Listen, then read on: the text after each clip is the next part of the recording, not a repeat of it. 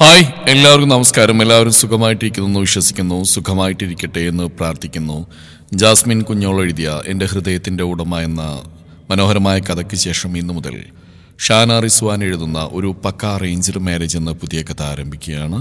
തുടക്കം മുതൽ കേൾക്കാൻ ശ്രമിക്കുക. നിങ്ങളുടെ അഭിപ്രായങ്ങൾ കമൻറ്റുകളായി രേഖപ്പെടുത്തുക. Thank you. ഒരു പക്കാ അറേഞ്ച്ഡ് മാരേജ്. രചന ഷാന റിസ്വാൻ. അവതരണം ഷാഹുൽ മലയിൽ. Editing Faisal C N Nooncheri. വെളിച്ചം വീണ് തുടങ്ങുന്നേയുള്ളൂ. ആരേറെ തറവാണ്ട് ഗേറ്റ് കടന്ന് ഷിഹാബിന്റെ ബുള്ളറ്റ് അകത്തേക്ക് പ്രവേശിച്ചു. വണ്ടി ഓഫ് ചെയ്ത് അതിൽ നിന്നിറങ്ങി അവൻ ആ വലിയ വീടിന്റെ അകത്തളത്തിലേക്ക് കാലെടുത്ത് വെച്ചു. ഉമ്മാ! സോഫയിലേക്ക് ഇരുന്ന് അടുക്കള നോക്കി നീട്ടി വിളിച്ചതും ഒരു ഗ്ലാസ് കട്ടൻ ചായയുമായി അവർ അവനരികിലേക്ക് വന്നു. ദാ ഉമ്മ നീട്ടിയതും അവനത് വാങ്ങിച്ചു. കയ്യിലെ മൊബൈൽ ഓൺ ചെയ്ത് അതിലൂടെ കണ്ണോടിച്ച് ആദ്യത്തെ സിപ്പ് വലിച്ചെടുത്തു. എവിടെ രണ്ടും ശബ്ദമൊന്നും കേൾക്കുന്നില്ലല്ലോ. കിച്ചണിലേക്ക് തന്നെ നടന്നുകൊണ്ടിരിക്കുന്ന ഉമ്മ അവന്റെ ചോദ്യം കേട്ട് തിരിഞ്ഞു നോക്കി. എണീറ്റിട്ടില്ല. എഴുന്നേറ്റില്ലാന്നോ? അവന്റെ മുഖം മുറുകി. നേരം വെളുത്ത് വെയിൽ ചന്തി കെട്ടാൻ തുടങ്ങി, എന്നിട്ട് എഴുന്നേറ്റിട്ടില്ലേ? എന്നാ കൊച്ചുകുട്ടികളാണോ? അവൻ ഉമ്മയുടെ നേരെ ആക്രോശിച്ചു.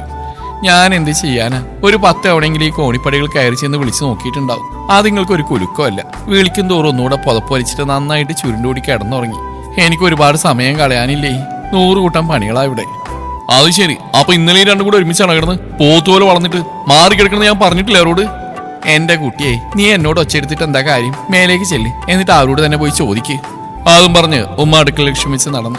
ഷിയാബ് ചായ ഗ്ലാസും മൊബൈലും മുന്നിലുള്ള ടീപ്പോയിലേക്ക് വെച്ച് വേഗത്തിൽ കോണിപ്പടികൾ കയറി ആദ്യം കണ്ട വിശാലമായ മുറിയിലേക്ക് നടന്നു. വാതിൽ മലക്കെ തുറന്നിട്ടുകൊണ്ട് അതിൽ തട്ടിയും മുട്ടിയും സമയം പാഴാക്കേണ്ടി വന്നില്ല.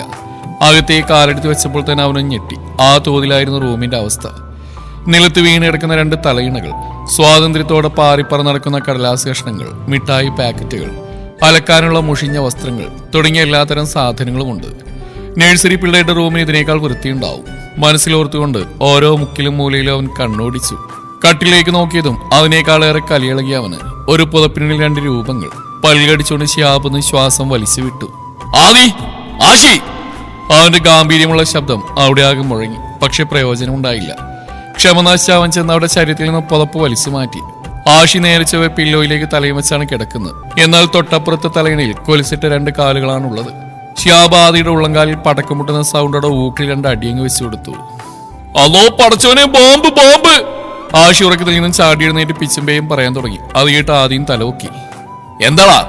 ഷിയാബ് വീണ്ടും ആഷിയോട് ഒച്ചയെടുത്തു. ബോംബൂട്ടി! കണ്ണൂർ നോക്കട ബുദ്ധൂസേ! ഷിയാബ് വീണ്ടും അലറിയപ്പോൾ ആഷി കണ്ണൂർന്ന് ചുറ്റും നോക്കി. അവന്റെ കാട്ടിക്കൂട്ടിൽ കണ്ട് ചിരി പൊട്ടി വരുന്നുണ്ടെങ്കിലും മുന്നിൽ കലിപ്പോടെ നിൽക്കുന്ന ഷിയാബിനോർത്ത് ആദ്യം കടിച്ചു പിടിച്ച് നിന്നു. ആഷി മെല്ലിയൊന്ന് തല ഉയർത്തി നോക്കിയതേ ഓർമ്മയുള്ളൂ. കടിച്ചാൽ പൊട്ടാത്ത ചീത്ത, അതും വെറും വയറ്റിൽ. ഷിയാബിന്റെ വായിൽ നിന്നും തെറിച്ചു വീണുകൊണ്ടിരുന്നു. അവസാനായിട്ട് പറയാ, ഇനി ഇങ്ങോട്ട് വന്ന് നോക്കുമ്പോ ഈ മുറിയുടെ കോലങ്ങാനിങ്ങനെ കണ്ട എന്റെ സ്വഭാവം അറിയാലോ. മണ്ണെണ്ണ ഒഴിച്ച എല്ലാത്തിനും തീവെക്കും ഞാൻ. 2 പേരുടെയും നേരെ വിരൽ ചൂണ്ടി പറഞ്ഞ് അവൻ മുറി വിട്ടു പോയി. ഷിയാബ് പോയെന്ന് തോന്നിയതും മെല്ലെ തലപൊക്കി അവർ വാതിലിന്റെ പുറത്തേക്ക് എത്തി നോക്കി. ആഷി വേഗം എഴുന്നേറ്റ് വാതിൽ കൊട്ടിയടച്ചു. ശേഷം യൂട്യൂബിൽ പാട്ട് വെച്ച് ബ്ലൂടൂത്ത് വഴി മ്യൂസിക് പ്ലെയറിലേക്ക് കണക്ട് ചെയ്ത് ഫുൾ വോളിയത്തിലാക്കി. അതിന്റെ ഗുമ്മിൽ വീടാകെ ഒരു ഇളക്കം വന്നിരുന്നു. സ്റ്റെയർ ഇറങ്ങി താഴെത്തിയതും ബഹളം കേട്ട് ഷിയാബിന്റെ കണ്ണുകൾ ഒരു വേള മുകളിലേക്ക് പാഞ്ഞു. ഒന്ന് കാതോർത്ത ശേഷം എന്തോ മനസ്സിലായ പോലെ അയാളൊന്ന് തലയനക്കി. ആരോട് പറയാൻ, ആര് കേൾക്കാൻ? സ്വയം പറഞ്ഞുകൊണ്ട് അവൻ കൈമലർത്തി. ഇത് പേരിയേട്ട അരേറും വീട്. പുതുമയിലും പഴമ മാറാതെ നിൽക്കുന്ന ഒരു പടുകൂറ്റൻ തറവാട് പുര. എങ്കിലും ഇന്ന് ആ വീട്ടിലാകെയുള്ളത് ഒരു ഉമ്മയും 3 മക്കളും കുറച്ച് പണിക്കാരും മാത്രമാണ്. ജോലിയുടെയും പഠിത്തത്തിന്റെയും ആവശ്യം പറഞ്ഞ് എല്ലാവരും പല വഴിക്ക് പോയി. ഷിയാബിന് 17 വയസ്സുള്ളപ്പോഴാണ് അവന്റെ ഉപ്പ ഒരു ആക്സിഡന്റിൽപ്പെട്ട് ഈ ലോകത്തുനിന്ന് യാത്രയാവുന്നത്. അന്നു മുതൽ ഉമ്മയെയും സഹോദരങ്ങളെയും നോക്കുന്ന അവനാണ്. സ്വത്തും പണം ആവശ്യത്തിലും അധികം മുൻതലമുറ സമ്പാദിച്ചു വെച്ചുകൊണ്ട് അവന്റെ പഠിത്തമോ വീട്ടുകാര്യങ്ങളോ ഒന്നും തന്നെ പാതി വഴിയിലായിപ്പോയില്ല. ഇനി ഷിയാബിന്റെ സഹോദരങ്ങൾ ആഷിക്കും ആദിലയും. അതെ, അവർ ഇരട്ടകളാണ്. ഇപ്പോൾ ഡിഗ്രി 2ാം വർഷ വിദ്യാർത്ഥികളാണ്. കോളേജിൽ അറിയപ്പെടുന്ന പോക്കിരികൾ. പക്ഷെ ഇക്കയുടെ നിഴൽ കണ്ട പിന്നെ 2 പാവം പൂച്ചക്കുട്ടികൾ. ഷിയാബ് താക്കി നൽകിയ പോലെ മുറിയെല്ലാം വെടിപ്പാക്കി കോളേജിൽ പോകാൻ 2 പേരും ഒരുക്കം തുടങ്ങി. ആഷി, നീ ഏത് ഷർട്ടായിരുന്നു? ഈ വൈറ്റ് തന്നെ വേണോ അതോ സ്കൈ ബ്ലൂ വേണോ? അവിടെ ചർച്ചകൾ ഓരോന്നും പുരോഗമിക്കുകയാണ്. ഷിയാബ് ഭക്ഷണം കഴിക്കാൻ ഡൈനിങ്ങിലേക്ക് എത്തിയിട്ടും ആദ്യം ആഷി ഇറങ്ങി വന്നില്ലായിരുന്നു. അവരുടെ മേക്കപ്പ് കഴിഞ്ഞില്ലേ ഇതുവരെ? അവൻ ഉമ്മയോടായി ചോദിച്ചും കലവില കൂട്ടിക്കൊണ്ട് 2 പേര് ഇറങ്ങി വന്നു. കസേര വലിച്ചിട്ട് ഭക്ഷണത്തിന് മുമ്പിൽ ഇരുന്നപ്പോഴും 2 കൂടി വളവളാന്ന് ആക്കിട്ടടച്ചുകൊണ്ടിരിക്കുകയാണ്. അതുകൊണ്ട് ഷിയാബ് ഉമ്മയും തുറച്ചു നോക്കി. ഭക്ഷണം കഴിക്കുന്ന നേരെങ്കിലും ഒന്നും മിണ്ടാണ്ടിരുന്നൂടെ നിങ്ങൾക്ക്? അവന്റെ നോട്ടത്തിന്റെ അർത്ഥം മനസ്സിലായതും ഉമ്മ ആഷിയോടും ആദിയോടും ശബ്ദമുയർത്തി. സത്യത്തിൽ അപ്പോഴാണ് അവർക്ക് സ്ഥലകാലബോധം വീണതും മുന്നിൽ ഇക്കയിരിപ്പുണ്ടെന്ന് അറിയുന്നതും. ഷിയാബിന്റെ കൂർപ്പിച്ചുള്ള നോട്ടംകാരൻ സംസാരം നിർത്തി നല്ല കുട്ടികളായിരുന്നു ആദിയും ആഷിയും. ഭക്ഷണം വേഗത്തിൽ കഴിച്ചു തീർത്തു. ഉമ്മയോട് സലാം പറഞ്ഞ് മുറ്റത്തേക്ക് എത്തിയതും കാറും ചാരി നിൽക്കുന്ന ഇക്കാക്കയെ കണ്ട് രണ്ടുപേരും മുഖത്തോട് മുഖം നോക്കി. ഹിറ്റ്ലർ മാധവൻകുട്ടി നമ്മളെ വെയിറ്റ് ചെയ്യാണോ? ആണെങ്കിൽ തീർന്നു. ഇന്നലെ നമ്മൾ പ്ലാൻ ചെയ്ത് മുഴുവൻ പൊട്ടി പാളീസായി. അല്ലോ, ഞാനോ മറന്നു. ഇനിയിപ്പോ എന്താ ചെയ്യാ? ഇന്നെങ്കിലും അത് ആരാണെന്ന് കണ്ടുപിടിക്കണമെന്ന് ഞാൻ ഉറപ്പിച്ചതായിരുന്നു. ഇക്കയുടെ കൂടെയാണെങ്കിൽ ഒരു രക്ഷയില്ല മോളെ. അങ്ങേര് നമ്മളെ കോളേജിന്റെ തിരുമുറ്റത്ത് കൊണ്ടുപോയി ഇറക്കും. ആദ്യം നഖം കടിച്ചുകൊണ്ട് ചിന്തയിലാണ്ട്. എന്താ നിങ്ങൾക്ക് ഇത്ര ആലോചിക്കാൻ? വരുന്നില്ല രണ്ടും? നിങ്ങൾ ഇറക്കിയിട്ട് വേണം എനിക്ക് ഓഫീസുകളിലൊക്കെ ഒന്ന് പോയി നോക്കാൻ. ഷിയാബിന്റെ ഗൗരവം കലർന്ന സംസാരം കേട്ട് അവർ പെട്ടെന്ന് മുന്നോട്ട് കടന്നു. അല്ലേക്ക സമയമില്ലെങ്കിൽ ബുദ്ധിമുട്ടായിട്ട് ഞങ്ങളുടെ കൂടെ വരണമെന്നില്ല. ആദ്യം വെറുതെ ഒരു നമ്പരെറിഞ്ഞ് നോക്കി. ഏയ്, അതൊന്നും പ്രോബ്ലം ഇല്ല. വെറുതെ വന്ന് അവിടേക്ക് ചെന്ന് നോക്കി പോരണം, അത്രേ ഉള്ളൂ. നിങ്ങൾ കയറി. പ്ലാൻ ചീറ്റി വിഷമത്തിൽ പ്ലിങ്ങായി അവർ രണ്ടുപേരും അവനോടൊപ്പം കോളേജിലേക്ക് യാത്ര തിരിച്ചു. അരമണിക്കൂറിന് ശേഷം പ്രതീക്ഷിച്ച പോലെ വണ്ടി ആ രണാങ്കളത്തിൽ ചെന്ന് നിന്നു. ഷിയാബിനോട് പറഞ്ഞ് അവർ വണ്ടിയിൽ നിന്നിറങ്ങി ക്ലാസ് മുറി ലക്ഷ്യം വെച്ച് നടന്നു. പാതി താഴ്ത്തിയ ക്ലാസ്സിലൂടെ കഥയും പറഞ്ഞ് കളിച്ചിരിയുമായി നടന്നു പോകുന്ന തന്റെ കൂടപ്പിറപ്പുകളെ വാത്സല്യത്തോടെ കുറച്ചു നേരം നോക്കി നിന്നു. പെട്ടെന്ന് എന്തോ ഓർത്ത പോലെ വണ്ടിയെടുത്ത് പോവാൻ നോക്കിയതും അവിടെയുള്ള റാണി ലക്ഷ്മിമാർ തന്നെയും നോക്കി കമന്റ് അടിച്ചു പോകുന്നുണ്ട്. പുറത്തേക്കായിട്ട് കണ്ണാടി സ്വല്പം തിരിച്ച് അവൻ സ്വന്തം മുഖമൊന്ന് വീക്ഷിച്ചു. ഒരു നേരത്തെ ചിരിയോടെ താടിയിലൊന്ന് വിരലോടിച്ചു. അപ്പോൾ തന്നെ കോളേജിന്റെ പരിസരം വിട്ട് പുറത്തേക്ക് കടന്നു. ആദ്യ ആഷി ഇക്കയുടെ കൂടെയാണോ വന്ന്? അതേലോ. മൂപ്പരെന്താ കല്യാണം കഴിക്കാത്ത? മധുവിന് പ്രശ്നമില്ലെങ്കിൽ നമ്മൾ റെഡി ആകട്ടോ. എന്റെ പൊന്നാതിരെ, നീയൊക്കെ ഒരു ജീവിതം കോച്ചിട്ടാണ് ഈ പറയുന്നത്. കാണുന്ന പോലെ നല്ല ഇക്കാക്ക. ഇക്കാക്കയുടെ ഒറ്റ നോട്ടത്തിൽ നീ ഉരുകരിച്ചു പോവും. ചൂടനാണോ? പറയാനുണ്ടോ? ആദി പറഞ്ഞു. ഷിയാബ് പോയ വഴിയെ നോക്കി ആദ്യ വിഷമത്തോടെ ചുണ്ടുമലർത്തി. ആദ്യം അവരോടൊക്കെ സംസാരിക്കുന്നുണ്ടെങ്കിലും അവളുടെ മനസ്സ് പക്ഷെ അവിടെ ഒന്നുമല്ലായിരുന്നു. ദിവസവും തന്റെ ബാഗിൽ നിന്നിട്ടത് ആ പ്രണയലേഖനം അതാര് കൊണ്ടുവെക്കുന്നതായിരിക്കും? ദിനേന കിട്ടാറുണ്ട്. എവിടുന്ന്, എങ്ങനെ, ഒരു പിടിയുമില്ല. ഇനി ആരെങ്കിലും പറ്റിക്കാൻ വേണ്ടി ചെയ്യുന്നതാണോ? അറിയില്ല. എന്ത് തന്നെയായാലും ആ ഒരാൾ ആരാണെന്ന് കണ്ടെത്തണം. എന്തോ വലുത് ചിന്തിച്ചു നിൽക്കുന്ന ആദ്യം കണ്ട് ആഷി അവളുടെ അടുത്തേക്ക് നടന്നു. എന്താടി, നീ ലെറ്ററിന്റെ പിന്നാലെയാണോ? അത് ആരാണെന്ന് അറിയാനായിട്ട് എനിക്കൊരു സമാധാനം കിട്ടുന്നില്ലടാ. ഇതിപ്പോ ഏകദേശം 1 മാസത്തോളായില്ലേ. അന്നൊട്ട് നമ്മൾ ശ്രദ്ധിക്കുന്ന ഇതുവരെ ആളാരാണെന്ന് അറിയാൻ സാധിച്ചിട്ടില്ല. ആദി, നിനക്കെന്തത്ര ക്യൂരിയോസിറ്റി? എഴുത്തു വായിച്ച് നിനക്കിനി അയാളോട് അല്ല അമ്മാതിരി റൊമാൻസ് ആണേ അതിനകത്ത് ഉണ്ടാവാറ്. ഏയ്, അങ്ങനെ പ്രണയം മണ്ണാങ്കട്ടെന്ന് എനിക്കാരോടില്ല. എന്നോട് ഉണ്ടാവാനും പോകുന്നില്ല. നിനക്കെല്ലാം അറിയുന്നല്ലേ ആഷി, പിന്നെ എന്തിനാ ഇങ്ങനെ ചോദ്യം? അതുവരെ പ്രസരിപ്പോടെ നിന്ന് ആദിയുടെ മുഖം പെട്ടെന്ന് വാടിയത് കണ്ട് ആഷിയും അല്ലാതായി. ചേ, നീ അത് വിടറി. ഞാൻ പെട്ടെന്ന് ഓർക്കാതെ അങ്ങനെ ചോദിച്ചു പോയതാ. നീ അത് നോക്ക്. ആദിയെ കഴിഞ്ഞു പോയ കാര്യങ്ങളുടെ വേദനയിൽ അലയാൻ സമ്മതിക്കാതെ ആഷി വേഗം നോട്ടീസ് ബോർഡിലേക്ക് ചൂണ്ടിക്കാണിച്ചു. അവളുടെ കണ്ണുകൾ അവൻ വിരൽ തിരിച്ച ഭാഗത്തേക്ക് പാഞ്ഞു. ഭിത്തിയിലെ ബോർഡിൽ ഒട്ടിച്ചു വെച്ച ആളുടെ ഫോട്ടോ കണ്ടതും അവൾക്ക് കലിപ്പിളകി. എല്ലാ ടീച്ചേഴ്സിന്റെയും ക്ലാസ്സും അവർ പഠിക്കുന്ന വിഷയങ്ങൾ വെറുതെ എഴുതി വെച്ചതാണ്. അതിൽ ഓരോന്നിലൂടെയും അവളുടെ കണ്ണുകൾ ഓടി നടന്നു. എത്ര വേണ്ടെന്ന് വെച്ചിട്ട് ആ ഒരു ഫോട്ടോയിൽ ദേഷ്യത്തോടെ അവളുടെ കണ്ണുകൾ ഉടക്കി നിന്നു. ഫെബിൻ ഷാദ്. ആ പേരൊരു വിട്ട് പുച്ഛത്തോടെ അവൾ അധരങ്ങൾ കൂട്ടി. എന്തൊരു ഗ്ലാമറ, പക്ഷെ സ്വഭാവം മഹാത്തറ. താൻ ഈ കാണ്ടാമൃഗം എന്ത് കണ്ടിട്ടാണോ ഈ കാണ്ടാമൃഗത്തിന്റെ പുറകിൽ കോളേജിലെ പെൺപിള്ളേർ ഇങ്ങനെ ഒലിപ്പിച്ച് നടക്കുന്നത്? ഇങ്ങനത്തെ സ്വഭാവം അവൾമാർക്കൊന്നും ഇനിയും മനസ്സിലായിട്ടില്ലെന്നാ എനിക്ക് തോന്നുന്നത് എന്നും പറഞ്ഞ് ആഷിയെ നോക്കിയതും ജീവൻ നഷ്ടപ്പെടുന്ന പോലെ തോന്നിയവൾക്ക് ആഷിക്ക് പോയവരോട് മറ്റൊരാളായിരുന്നു. ആ മുഖത്തെ ഭാവം വിളിച്ച് പറയുന്നുണ്ടായിരുന്നു. അവൾ പറഞ്ഞൊക്കെ അയാൾ വ്യക്തമായി കേട്ടു എന്ന്. ഗുഡ് മോർണിംഗ് സർ, ആദ്യ വിധത്തിൽ പറഞ്ഞൊപ്പിച്ചു. അത് കേട്ടിട്ടും അയാൾ അവൾ തിരിച്ച് വിഷയതില്ല. ദേഷ്യം കൊണ്ട് അവന്റെ മുഖമാകെ മൊത്തം വലിഞ്ഞു മുറുകിയിരുന്നു. ആദ്യം ദയിപ്പിച്ചു കളയാൻ മാത്രം പാകത്തിന് ഇപ്പോഴും അവളുടെ മുഖത്തേക്ക് തന്നെ തുറച്ചു നോക്കിക്കൊണ്ടിരിക്കുകയാണ്. അവൾ മെല്ലെ ഒളി കണ്ടിട്ട് മറുവശത്തേക്ക് നോക്കിയതും ആഷി അവിടുന്ന് പോരി എന്ന് കൈകൊണ്ട് ആക്ഷൻ ഇടുന്നുണ്ട്. അതുകൊണ്ട് ആദ്യം പതിയെ ഓരോ കാൽച്ചൂടുകളും പിന്നോട്ട് വെച്ച് ആഷിയുടെ അടുത്തെത്തി ചേർന്നു. പിന്നെ ഒരു നിമിഷം വേസ്റ്റ് ആക്കിയില്ല. അവന്റെ കയ്യിൽ പിടിച്ച് ഒറ്റ കുതിപ്പിന് ക്ലാസ്സിലേക്ക് കയറി. എന്റെ അമ്മോ! ബാഗ് ഡെസ്കിലേക്ക് എറിഞ്ഞ് നെഞ്ചിൽ കൈവച്ച് ആദ്യ വേഗത്തിൽ ശ്വാസം വലിച്ചു വിട്ടുകൊണ്ടിരുന്നു. ആഷി, നീ തീർന്നനി. സാറിപ്പ് ഇങ്ങോട്ട് കയറി വരും. അതോടെ നിന്റെ കാര്യത്തിൽ തീരുമാനാവും. ഒന്ന് പേടിപ്പിക്കാതെ പിശാശേ. ഞാൻ അറിഞ്ഞോ അയാൾ അവിടെ നിൽക്കുന്നു? എന്തായാലും പറഞ്ഞു മുഴുവൻ കേട്ടു എന്ന് ഉറപ്പാ. ആ, അതുകൊട്ടെ, ഇനി വരുന്നിടത്ത് വെച്ച് കാണാം. ആഷി അവളെ സമാധാനിപ്പിച്ച് സീറ്റിലേക്ക് ഇരുത്തി. ആദിയുടെ മനസ്സ് മുഴുവൻ ഫെബിൻ സാറിന്റെ തീക്കണ്ണുകളായിരുന്നു. താനും സാറും തമ്മിൽ എന്താണ് ഇത്രയ്ക്ക് വിദേശത്തിന്റെ കാരണമെന്ന് എനിക്ക് തന്നെ അറിയില്ല. ജീവനായി ചങ്കിൽ കൊണ്ടുവരുന്ന എന്റെ പ്രിയപ്പെട്ടവനെ മറ്റൊരു പെണ്ണിന് വിട്ടുകൊടുക്കേണ്ടി വന്ന ആ ദിവസം അയാളുടെ ക്ലാസ്സിൽ എനിക്ക് മര്യാദക്ക് ശ്രദ്ധിച്ചിരിക്കാൻ പറ്റിയില്ല. അന്ന് തുടങ്ങിയതാണ് മൂപ്പർക്ക് എന്നോട്. ആ ഒരു മാനസികാവസ്ഥയിൽ സാറ് പറയുന്നതിനൊന്നും ചെവിയെടുക്കാൻ എനിക്ക് സാധിച്ചില്ല എന്ന് സത്യം. അതിന്റെ അഹങ്കാരം കൊണ്ടാണെന്നാണ് സാറ് വിചാരിച്ചു വെച്ചിരിക്കുന്നത്. പിന്നെന്തോ സാറിന്റെ എന്നോടുള്ള പെരുമാറ്റം കാണുമ്പോൾ എനിക്കും അയാളോട് ഇഷ്ടക്കേട് വരാൻ തുടങ്ങി. നേരിൽ കണ്ടാൽ പോരുകോഴികളെ പോലെ മുഖം മാറും. പക്ഷെ എനിക്ക് സാറിനോട് ദേഷ്യം കാണിക്കുന്നതിന് പരിധികളുണ്ടല്ലോ.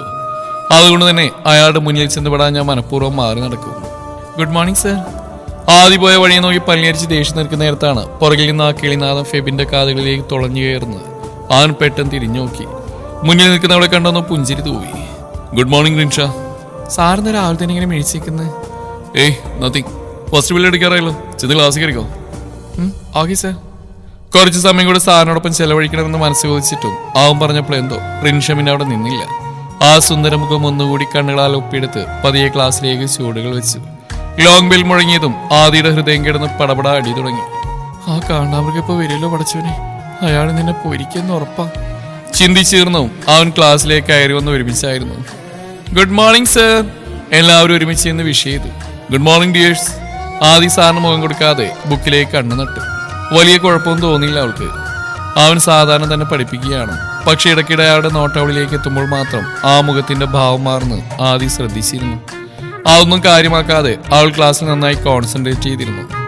പുതുതായി വാങ്ങിച്ച തന്റെ ജിപ്സിയുമായി വൈകുന്നേരം കവലയിലേക്ക് വെറുതെ ഒന്ന് ഇറങ്ങിയതായിരുന്നു ഷിഹാബ്. അടുത്തുള്ള കടയിൽ നിന്നൊരു ചായ പറഞ്ഞ് അതിന് വെയിറ്റ് ചെയ്യുമ്പോഴാണ് മുന്നിൽ ബസ് വന്ന് നിർത്തുന്നത്. എത്ര വേണ്ടെന്ന് വെച്ചിട്ട് അവന്റെ കണ്ണുകൾ ആ ഭാഗത്തേക്ക് മാഞ്ഞുപോയി. പ്രതീക്ഷ തെറ്റിയില്ല. നുണക്കുഴി കവിളുകളുള്ള ആ ഹൂറി ബസിന്റെ പടികളിറങ്ങി റോഡിലേക്ക് കാലുകുത്തി. അവൻ പെട്ടെന്ന് നോട്ടം മാറ്റി. അവളെ കാണാത്ത പോലെ ഇരുന്നു. മുന്നിലെ വണ്ടിയിൽ ഷിഹാബിനെ കണ്ടതും അവളുടെ മാൻപേയുടെ കണ്ണുകളിൽ പ്രണയം പരക്കാൻ തുടങ്ങി. അവൾ അവനരികിലേക്ക് നടന്നെടുത്തു. ഷിഹാബ്ക, പുതിയ വണ്ടി വാങ്ങിച്ചാ? വാങ്ങിച്ചെങ്കിൽ നിനക്ക് വല്ല ഇഷ്ടമുണ്ടോ? എന്റെ പൊന്നോ, എനിക്കെന്താ ഇഷ്ടം, സന്തോഷം മാത്രമേ ഉള്ളൂ. ഒന്ന് അമർത്തി മൂളിക്കൊണ്ട് ഷിഹാബ് അവളെ തുറിച്ചു നോക്കി. അവന് നോക്കി കണ്ണിറുക്കി കാണിച്ച് അവൾ അടുത്തുള്ള കടയിലേക്ക് കയറി. ഇക്ക, നാരങ്ങ മിഠായി ഉണ്ടോ? ആ ഉണ്ടല്ലോ മോളെ. 10 രൂപയ്ക്ക്. ആയിക്കോട്ടെ. അയാൾ മിഠായി അവളുടെ കയ്യിലേക്ക് വെച്ചു കൊടുത്തു. കാശ് നൽകി അവൾ തിരിച്ചിറങ്ങി. ഒരു ഒളി കണ്ണാലെല്ലാം വീക്ഷിക്കുകയായിരുന്നു ഷിഹാബ്. അവൾ വീണ്ടും തന്റെ അടുത്തേക്കാണ് വരുന്നതെന്ന് കണ്ടതും അവൻ വേഗം മൊബൈലിലേക്ക് കണ്ണു നട്ടു. ദാ മിഠായി കൊണ്ടുപോയി അവൾ ഷിഹാബിന് നീട്ടി. അയ്യേ, എന്താ ഇത്? എനിക്കങ്ങ് വേണ്ട, തന്നെ താനം കഴിച്ചാൽ മതി. അവളെ ദേഷ്യം പിടിപ്പിക്കാൻ വേണ്ടി അവൻ മനഃപൂർവ്വം നിരസിച്ചു. ഓ വേണ്ടി വേണ്ട. ചെറിയ നിരാശ തോന്നിയത് മറച്ചു വെക്കാൻ വേണ്ടി അവൾ മുഖത്തൊരു പുച്ഛഭാവം വരുത്തി. എന്നാ എന്നെ വണ്ടി കയറ്റി എന്റെ വീടിന് മുമ്പിൽ കൊണ്ടുപോയി ഇറക്കി തരുമോ? അയ്യടി, എന്നിട്ട് വേണം എന്റെ ജീപ്പിൽ കുറച്ച് അഴുക്ക് പറ്റാൻ. തമ്പുരാട്ടിയുടെ ഒരു പൂതിയെ മനസ്സിൽ വെച്ചാൽ മതി. 3-4 മൊഞ്ചത്തി കുട്ടികളും ഉമ്മ എനിക്കായിട്ട് കണ്ടുവച്ചിട്ടുണ്ട്.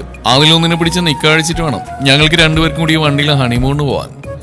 അവൻ പറഞ്ഞു കേട്ട് അവളുടെ ഉള്ളിലും ദേഷ്യം നുരഞ്ഞു പൊന്തി. അതിന്റെ പ്രതിഫലനം എന്നോണം കയ്യിൽ സൂക്ഷിച്ച മിഠായികൾ അവൾ അവന്റെ ദേഹത്തേക്ക് വലിച്ചെറിഞ്ഞു. ഇന്നാ ഇത് കൂടെ കൊണ്ടുപോയി ആ പെണ്ണിനോടുക്ക്. മുഖം കോട്ടി കാണിച്ച് അവൾ പെട്ടെന്ന് തിരിഞ്ഞടന്നു. അവളുടെ ചെയ്തികൾ കണ്ട് ഷിഹാബ് പൊട്ടിച്ചിരിക്കാൻ തുടങ്ങി. കുശുംബി. കുറച്ചു സമയങ്ങളുടെ പോക്ക് നോക്കിയെന്ന് അവൻ തനിയെ മന്ത്രിച്ചു. ശേഷം ഷർട്ടിൽ പറ്റി പിടിച്ചെടുക്കുന്ന ഒരു നാരങ്ങ മിഠായി എടുത്ത് വായിലേക്ക് ഇട്ട് നുണഞ്ഞു. നിങ്ങൾ രണ്ടാളും എന്താ തെങ്കാശി ഓടുന്ന സിനിമ കളിക്കുകയാണോ? കടക്കാരക്കയുടെ ചോദ്യം കേട്ടാണ് എല്ലാം അയാൾ കണ്ടുകൊണ്ടിരിക്കുകയായിരുന്നു എന്ന് ഷിഹാബിന് മനസ്സിലാവുന്നു. അവൻ ചെറുതായെന്ന് ശമ്മി. വീണ്ടും നോട്ട അവളിലേക്ക് പാഞ്ഞു. ഓർമ്മകൾ അവനെ തഴുകി കടന്നുപോയി. അവൾ ഷിഫ. ഇഷ്ടം പറഞ്ഞതിന്റെ പുറകെ കൂടിയിട്ട് വർഷം 5 ആവുന്നു. ഉപ്പ മരിച്ച് ഇനി മുന്നോട്ട് എങ്ങനെയെന്നറിയാ പാസിലേക്ക് നേരത്താണ് ആദ്യമായി അവൾ എന്നോട് ഇഷ്ടം പറഞ്ഞു വരുന്നത്. സ്കൂളിൽ എന്റെ ജൂനിയർ ആയിരുന്നു. ഒരുപാട് കാലമായി എന്നെ ശ്രദ്ധിക്കാൻ തുടങ്ങിയിട്ടെന്നൊക്കെ പറഞ്ഞപ്പോൾ അറിയാതെ ഞാൻ വാവിളിച്ചു പോയി. ഒന്നാമത് എന്റെ മുന്നിൽ വന്ന് ഇന്ന് പ്രണയം തുറന്നു പറയാൻ അവൾ കാണിച്ച ധൈര്യം, അത് സമ്മതിച്ചു കൊടുത്തേ പറ്റൂ. പോരാത്തതിന് അങ്ങനെ ഒരാൾ തന്നെ ഞാൻ ആദ്യമായി കാണുകയായിരുന്നു. പിന്നെ ഇവൾ എപ്പോഴാണാവോ ഇത്രയും കാലം എന്നെ ശ്രദ്ധിച്ചുകൊണ്ടിരുന്നത്? അതായിരുന്നു എന്റെ ചിന്ത. ഞാൻ എന്റെ അവസ്ഥകളൊക്കെ അപ്പോൾ തന്നെ തുറന്നു പറഞ്ഞു. മാത്രമല്ല, ഇതുവരെ കാണുപോലും ചെയ്യാത്ത ഒരാളോട് പെട്ടെന്നൊരു ദിവസം എങ്ങനെ പ്രണയം തോന്നാനാണ്?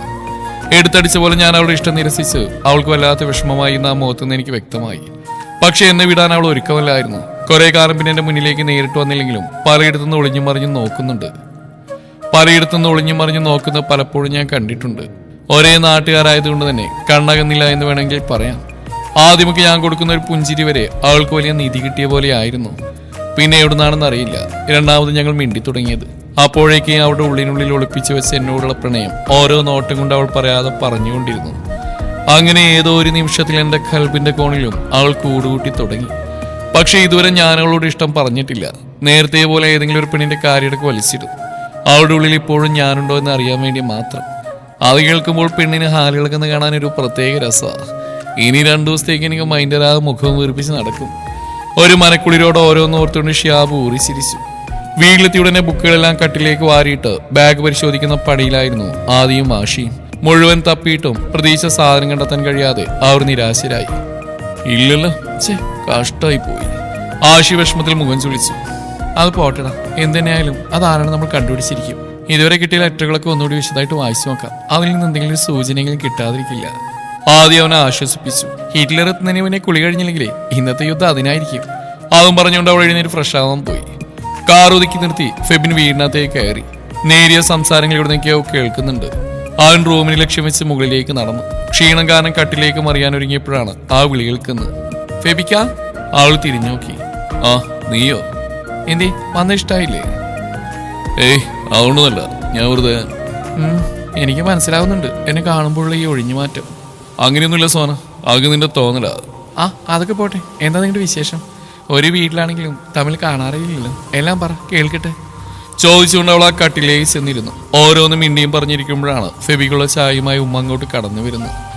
ആ, മോളിവിടെ ഉണ്ടായിരുന്നോ? നിന്നെ താഴെ അന്വേഷിക്കുന്നുണ്ട്. ഉമ്മയുടെ ശബ്ദം കേട്ട് അവർ രണ്ടുപേരും ഒരുമിച്ച് ആ ഭാഗത്തേക്ക് നോക്കി. ആരാ മാമി? എന്താ കാര്യം? നിന്റെ ഉമ്മ തന്നെ, അല്ലാണ്ട് ആര്? കാര്യം എന്താണെന്ന് എനിക്കറിയില്ല. ഈ ഉമ്മയെ കൊണ്ട് മനുഷ്യന് സ്വസ്ഥമായിട്ടൊരിടത്ത് ഇരിക്കാനും സമ്മതിക്കില്ല. പിരിവിരുത്തുകൊണ്ട് സോന പുറത്തേക്ക് ഇറങ്ങി നടന്നു. ഫെബിയുടെ ഉമ്മ അവൾ പോയ വഴിയൊന്ന് തിരിഞ്ഞു നോക്കി. ശേഷം ചായ അവന്റെ കയ്യിൽ കൊടുത്ത് അവൻ അരിയിലായി ചെന്നിരുന്നു. ഡാ, സോനയുടെ കാര്യത്തിൽ എന്താ നിന്റെ തീരുമാനം? എന്ത് തീരുമാനം? എനിക്ക് പറയാനുള്ള ആദ്യം ഞാൻ പറഞ്ഞതാ. ഇനി ആദ്യം ചോദിച്ചാൽ എന്റെ അടുത്തേക്ക് ആരും വരണമെന്നില്ല. പെങ്ങളെ പോലെ സ്നേഹിച്ചുകൊണ്ട് നടന്നവളെ പെട്ടെന്നൊരു ദിവസം ഭാര്യയായിട്ട് സ്വീകരിക്കാൻ എന്നെ കൊണ്ട് എന്തായാലും സാധിക്കില്ല. എടാ, അവള് പക്ഷെ നിന്നെയും കിനാകൊണ്ടോണ്ടിരിക്കുക.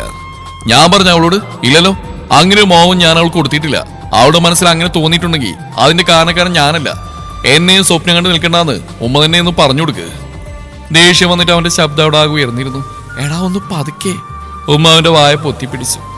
ആരെങ്കിലും കേട്ടാലുണ്ടല്ലോ. ആരും കണ്ണുരുട്ടി. ഉമ്മയുടെ കൈയെടുത്ത് മാറ്റി ചായ ഗ്ലാസ് മേശയിലേക്ക് വെച്ച് കുളിക്കാനെന്നോണം ബാത്റൂമിലേക്ക് കയറി കഥ കടച്ചു. ഒരു ദീർഘനിശ്വാസം വലിച്ചു വിട്ട് ഉമ്മ എഴുന്നേറ്റ് പുറത്തേക്ക് നടന്നു. ആദി, ആദി! ഒരു വെള്ള പേപ്പർ ഉയർത്തിപ്പിടിച്ചുകൊണ്ട് അതിവേഗത്തിൽ സ്റ്റെയർ ഇറങ്ങി വരുന്ന ആശയെ കണ്ട് ഷിയാബ് മൊബൈലിൽ നിന്ന് തല ഉയർത്തി നോക്കി. എന്താടാ ആദിക്കെന്താ? അവന്റെ ചോദ്യം കേട്ടത് ആശയുടെ ഉള്ളൊന്ന് കാളി. പടച്ചോനെ, പെട്ട്. അവൻ തന്നെ കയ്യിലിരിക്കുന്ന പേപ്പറിലേക്ക് ഒളികണ്ണാലെന്ന് എത്തി നോക്കി. ആശയുടെ നെഞ്ചിരിപ്പ് വർദ്ധിച്ചു. എന്താ നിന്റെ കയ്യില്? അത് പിന്നെ ഒരു വേസ്റ്റ് പേപ്പർ കാണിക്ക എന്ന് പറഞ്ഞുകൊണ്ട് ആശി വേഗം പേപ്പർ ചുരുട്ടി ഒരു മൂലയിലേക്ക് എറിഞ്ഞു. വേസ്റ്റ് പേപ്പർ കാണിക്കാൻ വേണ്ടിയാണോ നീ ആദ്യം വിളിച്ചു പോയിണ്ട് ഓടിയത്? അതെടുക്ക്. ചുരുട്ടിയെറിഞ്ഞ കടലാസ് നോക്കി ഷിയാബ് ആവശ്യപ്പെട്ടതും ആഷി പോയി അതെടുത്തു. അവന്റെ നെഞ്ചിൽ നിന്നും പെരുമ്പറട്ടാൻ തുടങ്ങി. ഹിറ്റ്ലർ പെങ്ങൾക്ക് വന്ന ലവ് ലെറ്റർ പൊക്കി. ഇനിയൂടെ എന്തും സംഭവിക്കും. എന്റെ ആദി. ഭയം അവനെ കാർന്ന് തിന്നുകൊണ്ടിരുന്നു. തുടരും ഈ കഥയുടെ ബാക്കി ഭാഗം നാളെ ഇതേ സമയം.